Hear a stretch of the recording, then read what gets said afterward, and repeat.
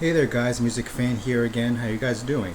We're gonna continue the YouTube discography review. This is taking me quite a while, man. Sorry, but we're gonna continue the discography review, and today we're gonna go on a review of U2's 10th studio album, All That You Can't Leave Behind, released in 2000. Unfortunately, I lost my original CD copy of that particular album, and my library doesn't hold a copy of that album in its shelf. So unfortunately, we have to go with a backup copy that I had made in my iPod right here. So we're gonna use this for today. Anyway, let's get to talking about this album, because this album, All That You Can't Leave Behind, personally for me is one of my favorite U2 albums ever. It's one of my favorites. It's the ones that I just listen to, and I can just listen to it like from Beautiful Day all the way to Grace, and it's just a really one of those powerful, strong albums which I simply adore. I love every single track of this particular album. Kite, In a Little While, A Beautiful Day, especially Beautiful Day, New York, When I Look at the World, Peace on Earth, Grace, especially Grace 2 also, which is one of the most brilliant, beautiful, just so emotionally heartfelt closers to an album ever. I really love this album. I simply adore it to death. And really, just to kind of add a little bit of a backstory to this particular album. Like, I mean, we had the previous album we had, which was Pop, and that album I also love and adore. Like, I love tracks like Discotheque, Mofo, Do You Feel Loved, Gone, Last Night on Earth, Wake Up Dead Man, which is that track also is especially just so emotionally vulnerable and evocative of. It's one of their most darkest songs in their catalog, at least in my opinion. And while I do love that album, not many people, I was still a little kid by that time, not a lot of people, the record buying public, the critics, or even the public in general, especially in the United States, really bought that album. That album was kind of, whenever people would think of Pop, they would think of U2's biggest failure, or their most the most lowest point in their career. People think of Pop when they think of failure when they think of Pop. But for me personally, I just think of Pop as their most ambitious, and one of their most, or at least one of their most ambitious records, and one of their most brilliant, if it was finished more completely per se, in their catalog. But also around this time too, Bono, Edge, Adam, and Larry was kind of feeling a bit aloof after the whole Pop experience, and realizing that the 2000s was kind of coming around the corner, and they were inching ever closer to a new decade. The band kind of realized that they were starting to miss melody. They were starting to miss a lot of harmonies. They were starting to miss playing in a band, as opposed to a band creating big pumping alternative rock, electronic dance music. And while they were still extremely proud of the work that they had produced in the 90s to further challenge themselves, they were starting to realize that their whole electronic skit was becoming almost a crutch for them, and they were starting to become like a former image of themselves. And what they were realizing was that it was okay to return to rock again. It was okay to continue experimenting by reaching back to the music that had first given your band life and meaning in the very first place. And the interesting thing, camera, the interesting thing about this album for me, when I think about it, is that the band tries to move forward to new territory by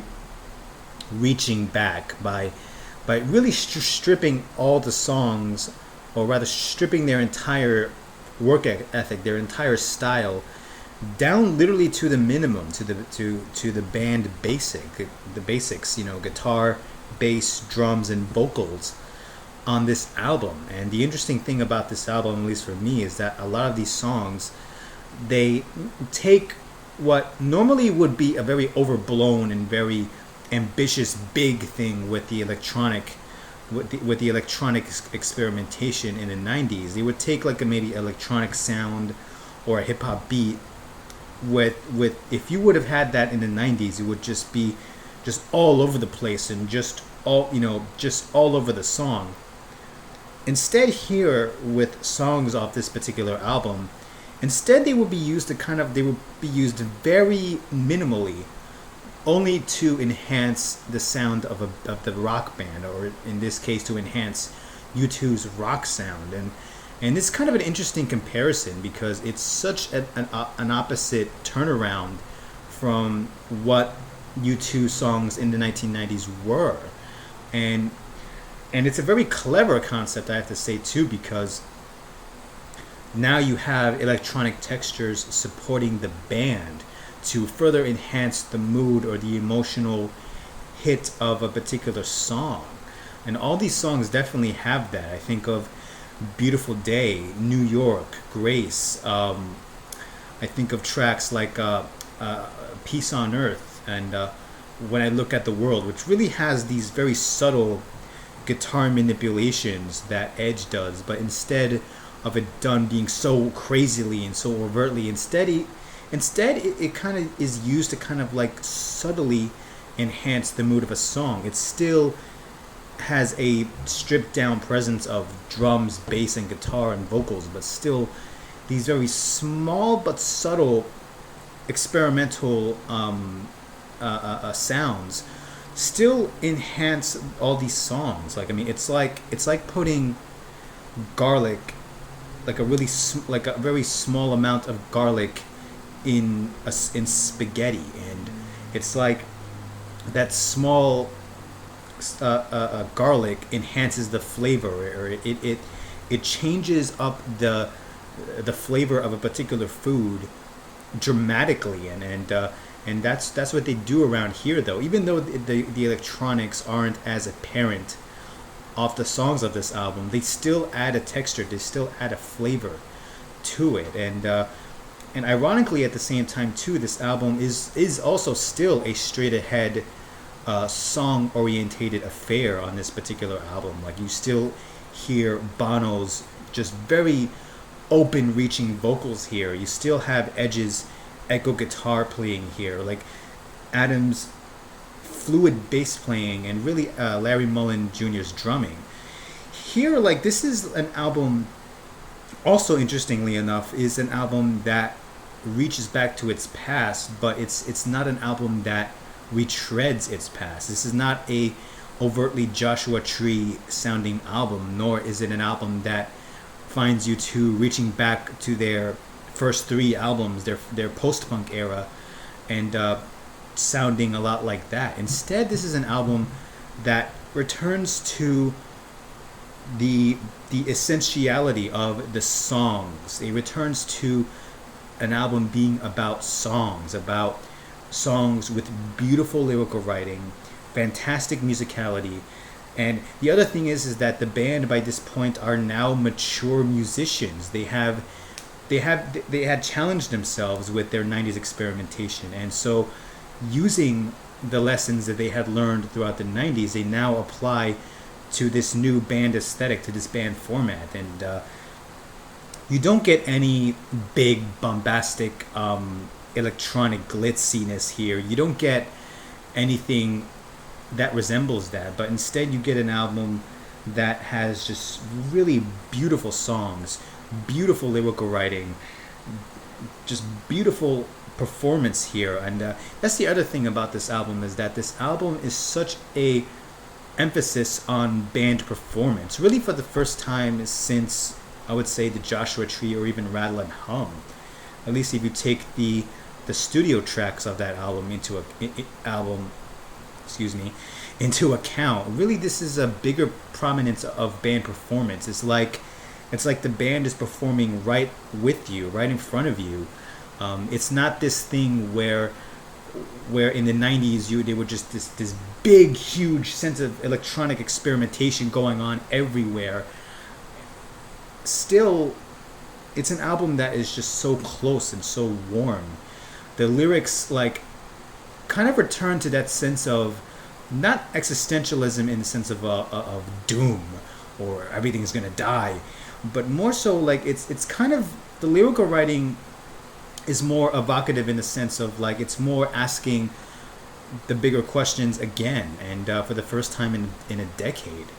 And really, this album, especially with tracks like "Beautiful Day" and "Wild Honey," which I also love, "Wild Honey," really is a big, warm, inviting album. It's an album that really finds like a renewed zest for life and just a renewed, just like when I hear this album and I read the lyrics here, it's the lyrics that come to mind when I think of I love life. I love waking up in the morning today. I love having my breakfast. I love going outside. I love seeing the sun outside. I love meeting people. That's what this album feels like to me. It feels like such it's a more human album. It's an album whose songs very evoke more human emotions than the past. And not that U2's albums in the 90s did not evoke anything human either per se. It was just that the overall mood, the mood of those albums was different. They were clearly a little more different that time around than here. But either way, I love this album. I really, really love this album. Like this album especially took a bigger presence in people's lives, especially with us Americans, being that the unfortunate tragedy of 9/11 happened around 2000, like in 2001, and this album, even though it came a year before, it was released a year before, especially during that era, became such a it's like having a friend. It's like that friend seeing that you're in such a state of you're so low that you're in such a very sad state, and this friend comes to you and just is just arm around your shoulder and just embracing you, just telling you it's gonna be all right. I'm here. I'm with you. It's gonna be all right. Just that aspect of friendship. A lot of these songs, like "Beautiful Day," like "Grace," like "Peace on Earth," and "When I Look at the World," this is also not a very happy-go-lucky album either. This is an album who, especially those two songs, really returns to asking big life questions about why does evil happen in the world? Why do people get away with causing suffering and causing pain to our fellow human beings? And it's a really honest album, but at the same time too, it doesn't brood in melancholy. It's an album that still attempts to see the light at the end of the tunnel per se. It's an album that still seems to try to find hope in a time where there was not much hope around, and really, like, I think of that when I think of this album, when I think of these tracks, as being, it's like a friend that, again, I bring this metaphor up, it's like a friend that embraces you at your lowest depressed moments, and yet is also a friend that if you're going through like the best time ever in your life, then that friend will celebrate with you. That friend will celebrate with you, and it will just be just as almost as happy just as you are that this is awesome. Like I cannot think of an album, especially for victims of 9/11, I cannot think of an album any better suited to console people who have had their families taken away, their loved ones taken away by such a like horrific, senseless tragedy than this particular album. especially, and I could not think of a better band to help heal that immense emotional wound than U2. The band themselves are no strangers to terrorism. They witnessed the terrorism in their homeland of Ireland, in Dublin, and so being that this unfortunate event happened, they knew what Americans all over the United States was feeling around that time, and I could not think of a better album to really better be this metaphorical, gigantic band-aid to put on this immense raw wound that was dealt into the United States at that point, and great events that had happened because of it, like the Elevation shows during Madison Square Garden the same year, the band's Super Bowl halftime performance the year following this. Like, I adore this whole era because not only was this era my first introduction to U2, but it was an era that also made me a fan of them. It was an era that their hearts, the generosity of their hearts, the way that generosity bleeded into their music, and the way that music affected each and every one of us, whether it was before 9/11 or even after 9/11, really spoke volumes. And this album, I mean, certainly doesn't have its fan. This album certainly has its detractors here and there. There are some fans who are not, who don't really like this album that much because it may sound a little bit too songy. It may sound a little bit too poppy in that particular point of view. And I don't necessarily take that opinion away from them. I don't necessarily say that oh, you're wrong, you guys.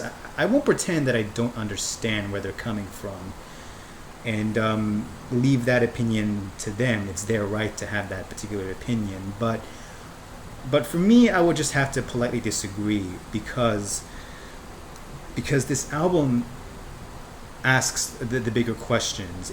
This album was not only an album that returned U2 to its status as rock superstars, but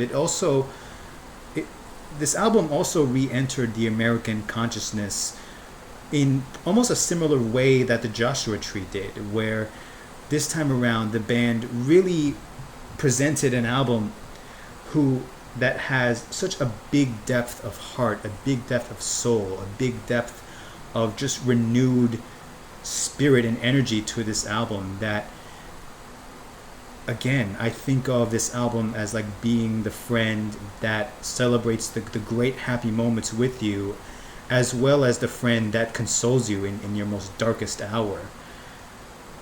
I love this album. I have to give this album a 5 out of 5. It's such a beautiful, melodious album full of great, fantastic melodies, fantastic band performances, great lyrical writing. Just Grace, that song, one of the most beautiful album enders of all album closers. Like, I just adore that song straight to heart. I love this album. I really do. I can't say anything more than I have said already. It's almost 20 minutes. So leave your comments in the comment section below. Tell me what you think. What does this album mean to you? Do you love this album? Do you not like this album? Why or why not? And those are all my thoughts. Love this album. I really love this album. Amongst my favorites. But anyway, that's for another video for another day. Anyway, this has been a review of U2's All That You Can't Leave Behind. Mr. Music Fan, I will see you guys later. Take care.